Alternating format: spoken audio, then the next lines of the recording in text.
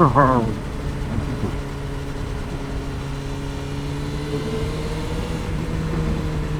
some heat into the tyres.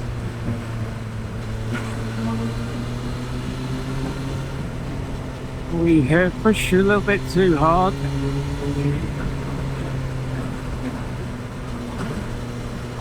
Plenty of traffic around this morning. We're midweek, Hertfordshire. Glorious 6 degrees. I'm just come in to town. That was probably a good time to talk about the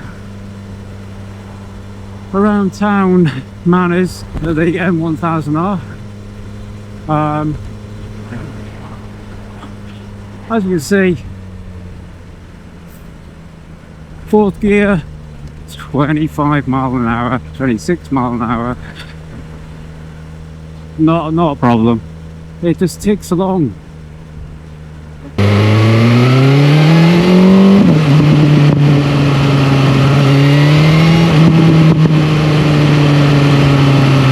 The motor makes quite a big difference. A lot of power, torque. 130 newton meters through the figures. 207 brake horse. We got the shift cam.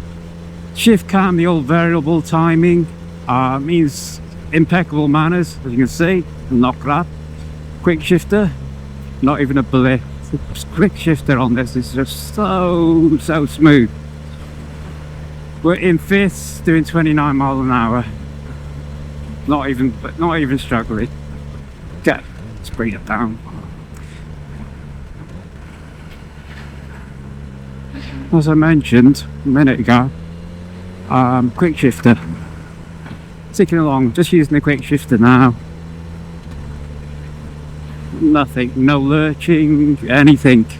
I think before this I had the 1290 KTM, and well, the quick shifter was good, but it sometimes cuts you out. You do it, especially at low speed, you weren't on the throttle, and it would lurch. It almost feel like somebody grabbed you by the scruff of the neck, pulled you back, and then lurched you, threw you forward. At speed and on the gas, yeah, fine. That was the 1290 KTM. Oh, Super Duke. Great bike, by the way. Don't get me wrong. Right, just coming through the thick of it into the town. Like I said, steering. You can commute on this all day long. Oh, these guys pass.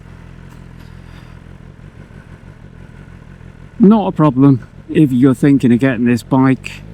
It is pretty much a do-it-all bike.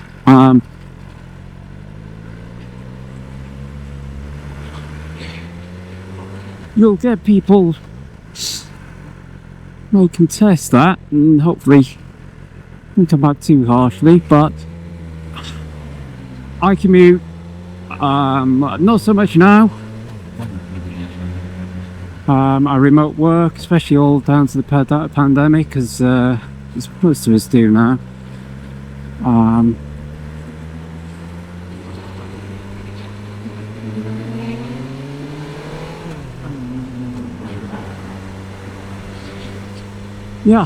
So commuting, I used to commute pretty much every day to work. The only days I didn't would be snow, unless I got caught out. I've ridden many sports bikes. The reason I'm 56 now, I've got some damaged discs in my neck, so I think the last bike I had was the S1000RR. All sports bikes before then, I'll mention those later on. It was getting a little bit too much. Doctors mentioned about giving up biking, so I thought I'd jump the gun and go to a more upright riding position. First one, KTM. These guys go. This is a busy road.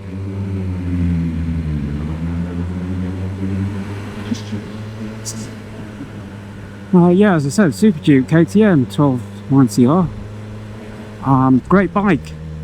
And I had that for 3 years. I usually change my bike around there. I had it over there just probably about 3.5 years. It's night and day. The M1000R is like a scalpel. Very Jekyll and Hyde, and I'll go into that in just a second. Lovely and smooth, perfect for commuting. As you can see, you can ride these sort of roads all day long. Thick of traffic. I've commuted, filtered, wet, icy weather today. Like I said, it's only 5-6 degrees. Bit damp on the roads, a few leaves around, but be very careful. But it's placid as you want this to be. As few have mentioned, some of their earlier bikes, you can ride this just like that. It'll be as calm as you want, or it will terrify you if you really want to open that throttle. And that's all down to the shift cam. So the shift cam, this is in line 4. The shift cam enables, it improves fuel efficiency. It enables it to be as smooth as you like, as docile as you like, at reasonable speeds. You open the throttle, I think between 8,000 and 9,000, you will feel that shift cam move, and you'll know when it happens. Keep it in a low gear, open it up, because obviously at higher gears, if you're anywhere near those sort of revs, you're jail speeds already. Yeah, but open it up and yeah, you'll be undoubtedly know when that shift cam moves. A few people have had goes, rides on it and come back and said, I'm not quite sure what all the fuss is about. Told 207 brake horsepower, bit of an animal.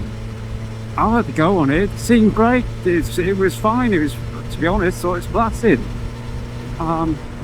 You'll probably find whenever it opened it up past the 8,000, it gets there quick, but you'll probably find they haven't done it. You know when you've done it. The first time, I think I noticed on dual carriageway,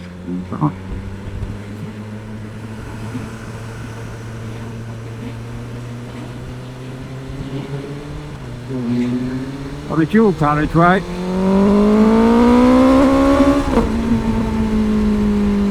I opened this up and let out a large, joyful but shock to the system shout. It was, yeah, you can feel the lurch when that shift cam kicks in and you're still on the gas. You can feel it lurch forward again, and then you're into crazy speeds. That's when you got to come off the gas at that point, because let's face it, it's only on the track we can really use anything like the speeds that this is designed for. Right,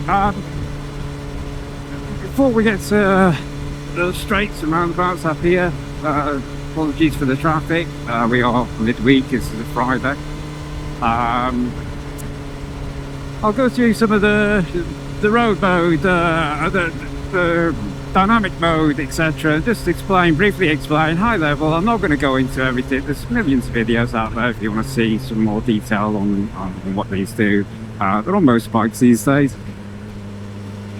So the first is road mode. We're in road mode now. This is nice, docile, thick suspension and your throttle response, etc. Great for everyday riding. It's fine. It's great. And to be honest, although suspension is stiff, you'd probably ride it most of the time in road mode. Dynamic's a bit more. Suspension works a little bit more. I haven't noticed it being harder. let's switch it up. Okay, on the side here, there's a mode button. You can see road, come off the throttle, it's in dynamic, you'll see it flick back, and there we are, we're in dynamic now. Okay,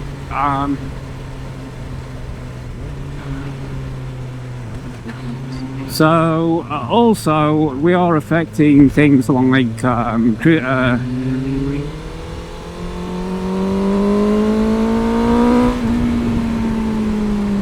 brakes are good by this on this, by the way.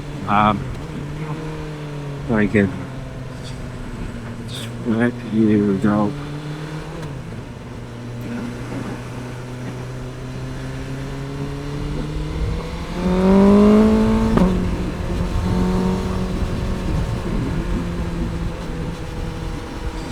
Great on cornering as well. Okay, yeah, so back to the modes. Dynamic, pretty much. I'm not quite sure how it affects the traction control, etc. ABS probably eases off a bit on those. Road will be full on for those sort of settings. You can go in and you can change these, by the way. From dynamic, you'll have your race pro modes. There you go, race pro. Be careful, you'll switch in. At the moment you can configure these, but your ABS traction things will be lowered unless you up them. I personally have upped these. On the side you've got a DCC button. That will, you can switch your traction control up and down, so you can up it if you want, which is handy really, because nice day out, very dry, end up really wet, don't want to come out, boring going down to the right road, you might want to push it a bit, and you can up the traction control.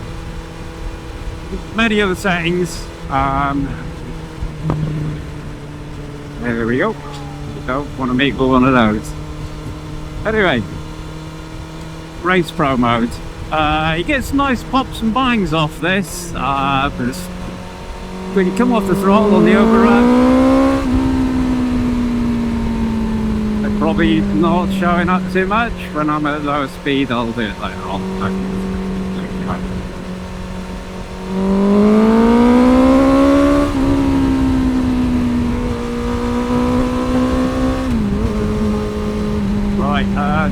As it's very cold. There's also one I forgot to mention. Bring back to road for now. There's rain. Where you got 200 horsepower naked bike, obviously all the power has to be usable. If you can't put it down on the road, it won't do nothing.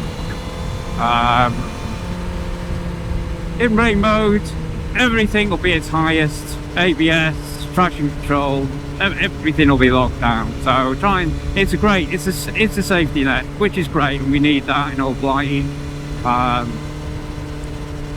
As you can see today, it's greasy. The leaves have started to come down. Smaller roads, you'll probably find you've even got the mush and leaves all crushed up in the large puddles of water or ice, black ice, etc. Whatever's around now. Like I've said, it's cold, wet. This is a typical sort of day. You have to be a bit careful, get some heat in the tyres. So yeah, rain mode. If it's icy, very cold, get caught coming back where we've had a layer of snow, I'll switch it into rain mode. No point taking any risks, it's just there, it's a great safety net. Like I said, road, 90% of the time you'll be in road. Dynamic, maybe you're pushing it on the B roads a bit. Track, actually I was going to say track for a race pro, but yeah, to be honest, you don't have to set those up for wind off your ABS, disable traction control, enable wheelie control. There's three I think there's 3 settings for wheelie control. There's low, high, and I think it's low, medium, high, and then switched off altogether. I'm not a wheelie sort of person, so it's not something I've tried. Oh, great! We're behind a truck full of pallets. Yeah, so you don't have to go that way. You can switch it down. You could quite easily go, do you know what, I maybe want a little bit more than dynamic or complete. You can customize it to however you want.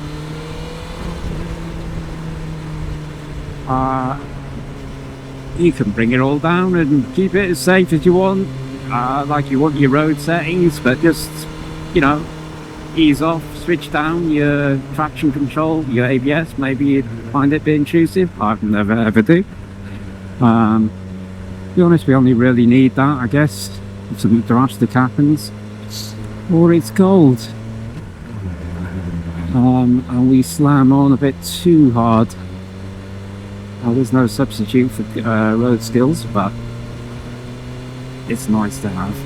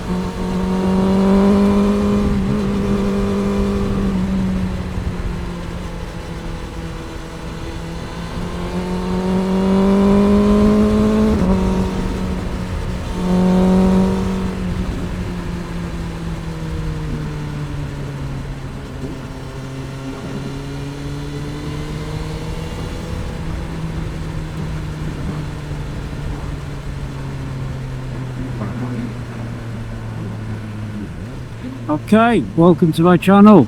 I've just started this channel, so bear with me. I'll try and put out quality if I can, rather than quantity. Please like and subscribe if you do like my content. It'll keep me going. I've started the channel really trying to do something a little bit different. Just do photography, now into video a bit. I want to use my cameras and technology we have it all these days. It makes it so easy. And try and bring the motorcycling experience. It's not only seasoned motorcyclists, people may be looking to become a motorcyclist. There's so many that we're a rare breed these days. There's less and less young people coming into the fraternity, so to speak. So yeah, I want to try and bring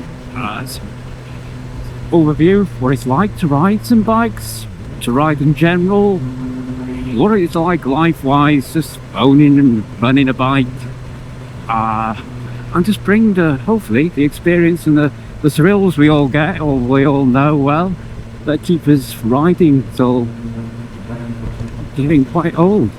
I'm 56 now, and I don't see myself giving up motorcycling anytime soon. I got sucked into it many years ago, I've always liked bikes. I've done off-road mountain biking, etc. And it was really for work I got in there, commuting. We didn't need 2 cars. And I decided, well, why pass my tests on an on-grid bike? Why not just go the full whack? So I ended up doing my direct access. Long time now. I've been riding for 20 years maybe. And well, there's no question about it. Everyone knows who here. Anybody who rides a bike knows what it's like. You get sucked into it. You don't need a bigger bike, but you get a bigger bike, and it's fun. It's also a great social, a very social club that's kept quiet, shall we say. There's quite a nice camaraderie on the road with motorcyclists. If you're stuck, you park up at the side of the road. Some people stop. The motorcyclists will pass, whether they're in a car or on their bike, and they will stop and they will ask. Actually, this happened to me the other day, last week. I had a piece of equipment come off. I was looking for it, and they stopped. Asked me, just checking in, see if you're okay.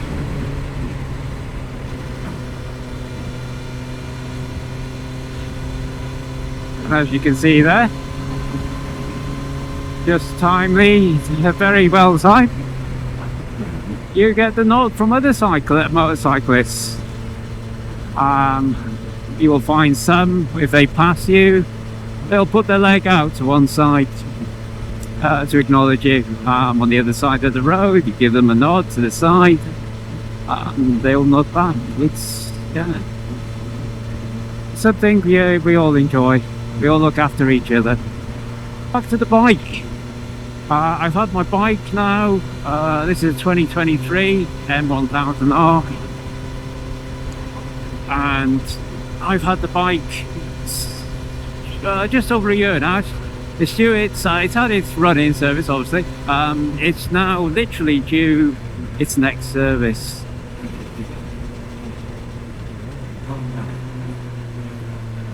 So I'll be booking that in very soon. I got this from Lynn Motors in Welwyn Garden City. If you're in the market for one of these or any other BMW, I strongly recommend getting in touch with Lynn Motors. I'm not sponsored, by the way, with Lynn Motors, although if they would like to, please get in touch. Yeah, they're great. They sorted me out, bent over backwards in helping me move from my KTM to the M1000R. I think if I had gone for my S1000R because of my problems with my neck, I think I would have come straight to this. Although originally,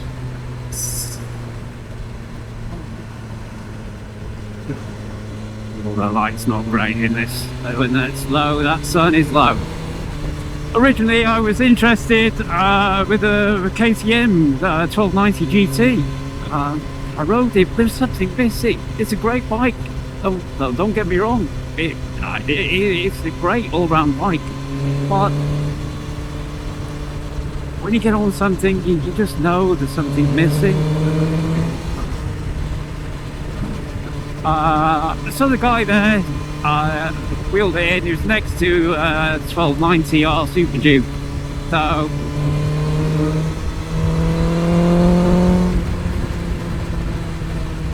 be a bit careful here. The sun's very low. Visibility is hit and miss as well.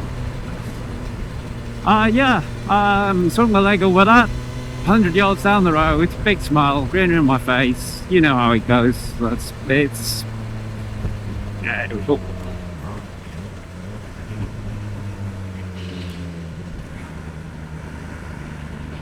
And that was it. That was the end of the story. I ended up with a 1290, the Super Duke 1290R.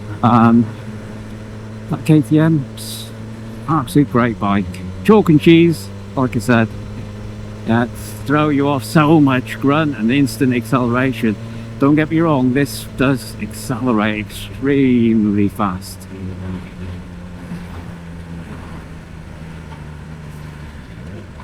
But this is more usable in day-to-day, around the traffic.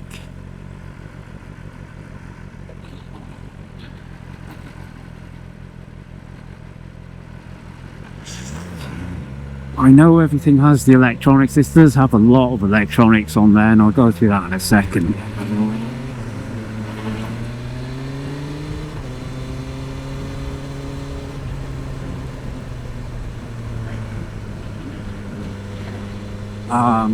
Yeah, we have the bikes, we have all the electronics to keep it, and it makes the KTM very rideable, but around town, sometimes it can be a bit too raw. And that was, you know, more control. The electronics in that version, the Gen 3, were spot on.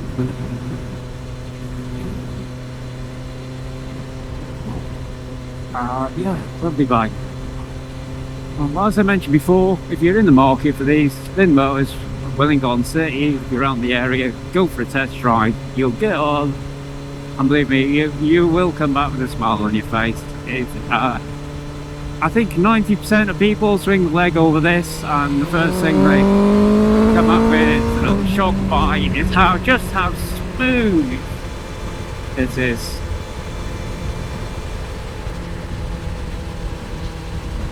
It is just so smooth.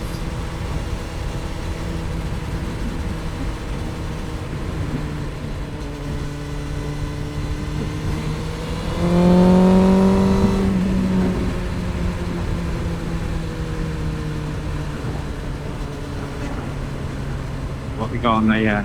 Okay. Right, like I said, in Hertfordshire, probably out now, or heading round. I'm in Dunstable area at the moment, as you can see, Whips Made 2 there. If you want somewhere to go with the kids, great. I'm going to take it up for a spin towards Tring, a lovely place. Great ride, great road, by the way. The roads here are great. Do be wary.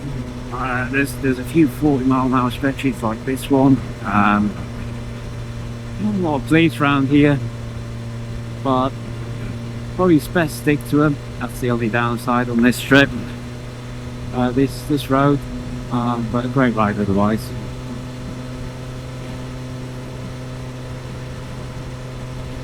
Right, rather than discuss everything on the walk around, price-wise. Okay, this is not a cheap bike, but you get a lot of bike for the money. I think it's about 19,460, say £19,500. There is the competition version.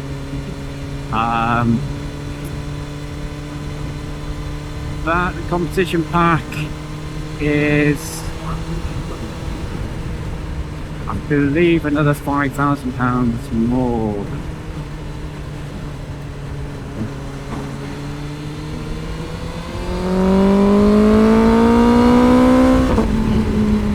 So you're looking at about £25,000. It's just draped in carbon.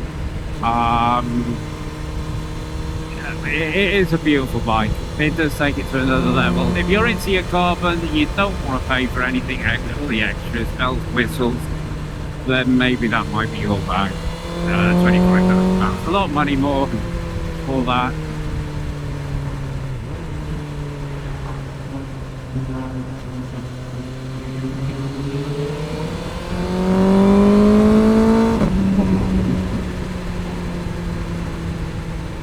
But like I said, it's a beautiful bike. The M bikes, everyone said the S1000R. This S1000R Sports, you bet for the road. The M bikes, this is the M1000R. Was the first M bike. The M1000R was the second M bike. think the M1000XR is the third bike, I think, in the BMW stables. The M bikes, they do come with M components. It's all high-end components. Pretty much can take this out of the showroom and you won't have to buy a slip-on. Even the short number plate holder, it's great. I see no reason why you would need to change that. Yeah, each to their own, but straight out, nothing to do.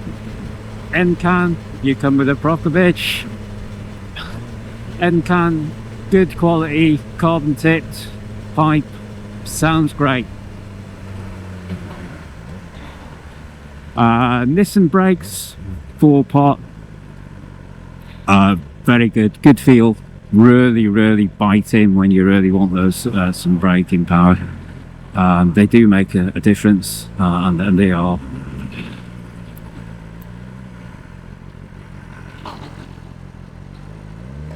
They are brilliant. Okay, let's go. Handling. Yeah, great.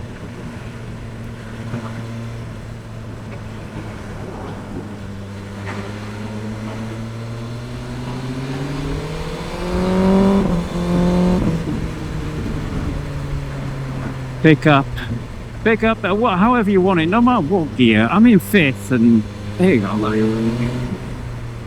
It doesn't seem it's just effortless.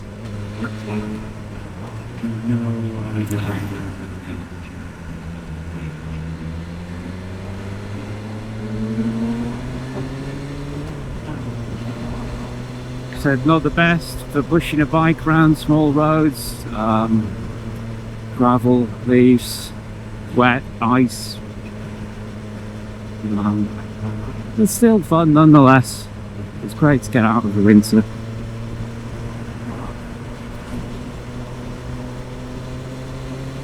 Other components on the bike, and levers. The mirrors, okay, right, the elephant in the room. The buzzy engine, mirrors. Okay, I think around sort of 4K. I start to get a bit buzzy as well on motorway speeds. They do. They get buzzy. They look great out of the box, and you don't want to change them.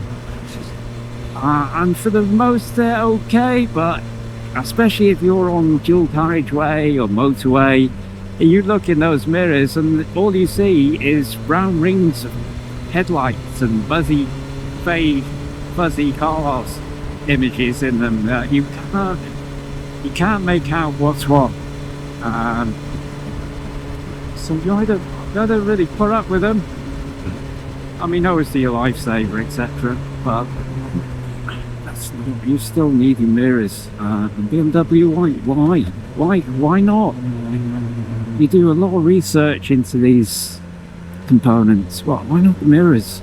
Make it work.